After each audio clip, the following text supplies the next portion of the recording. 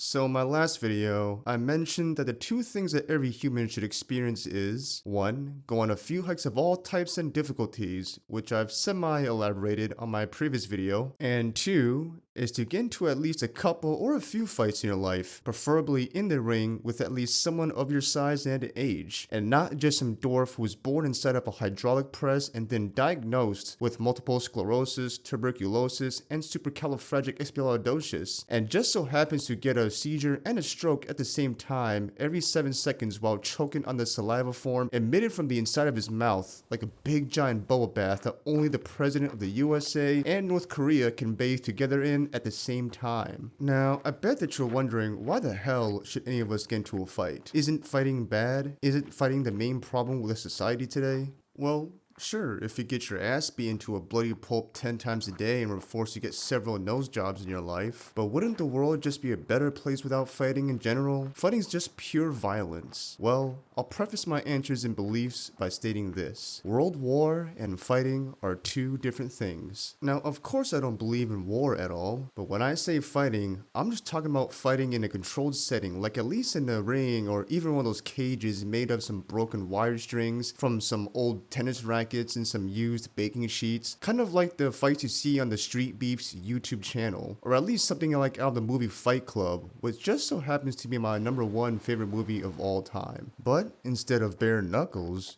you put on some 16-ounce boxing gloves, challenge someone of your own physique, age, experience, hairstyle, or fingernails, or whatever you so desire, and hop into the ring and go at it for a round or two, or even a few, with 3 minutes per round. And remember, the more the merrier. And make sure to at least have a 30 to a 60-second rest in between rounds. Now, you'd be surprised at how much respect is earned or how much beef can be settled in between the ropes. And you'd be amazed at how much pride and emotions emit from the center of the ring. And that's why I think the sport of fighting or boxing is the most beautiful sport in the history of sports. And sure, I may be biased because I competed in amateur boxing for a few years with just 6 amateur fights. I wasn't that good, but it was just something I wanted to try for fun. And it wasn't something that I wanted to make a long career out of, as I don't want any more permanent brain damage or CTE as I kept on sparring and fighting. And I also wanted more time to invest in my primary ambitions, but with that in mind, boxing was probably the best thing I've done in my life. It really put hairs in my chest, and it put the cum in my ass. It really taught me the true definition of respect, confidence, and being humble. I've seen people come into the ring as asshole pedophiles and leave the gym as humble, divine pedophiles. Or can pedophiles even be divine?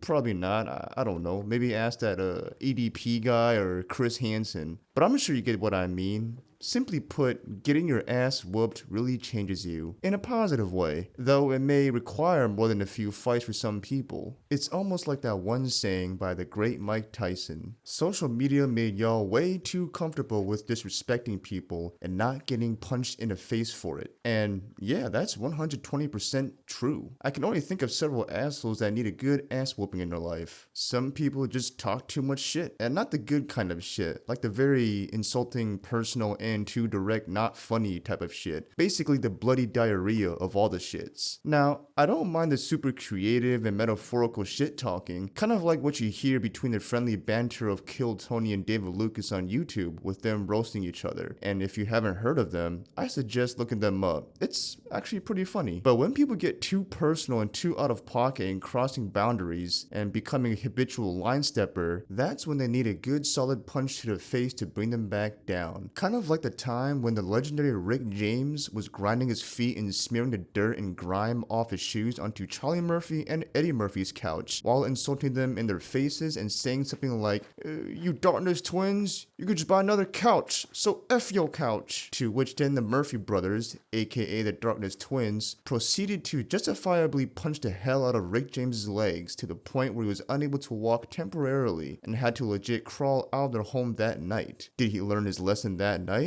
Well, he most definitely learned that cocaine is a hell of a drug.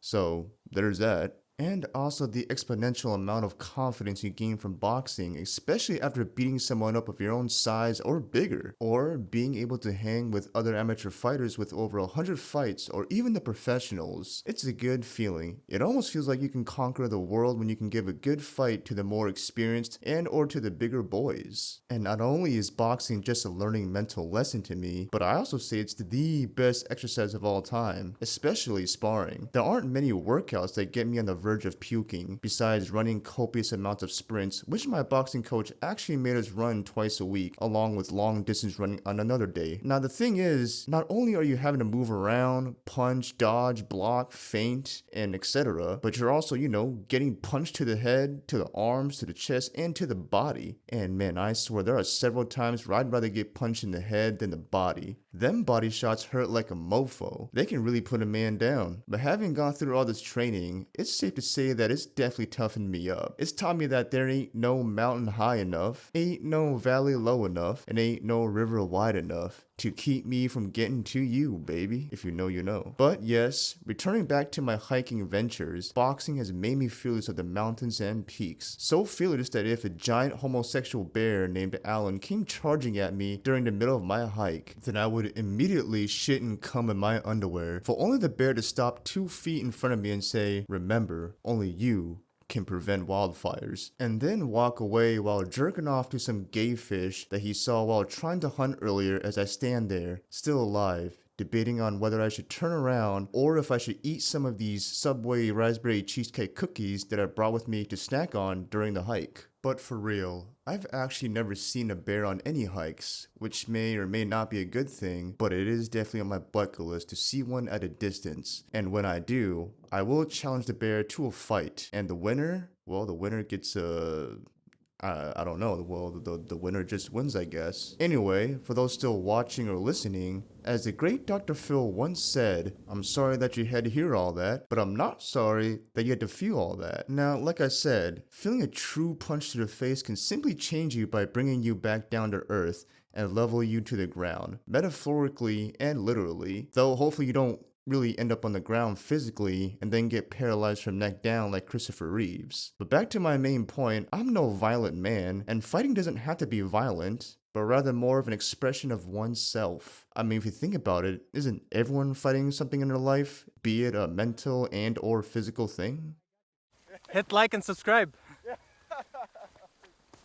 Don't forget.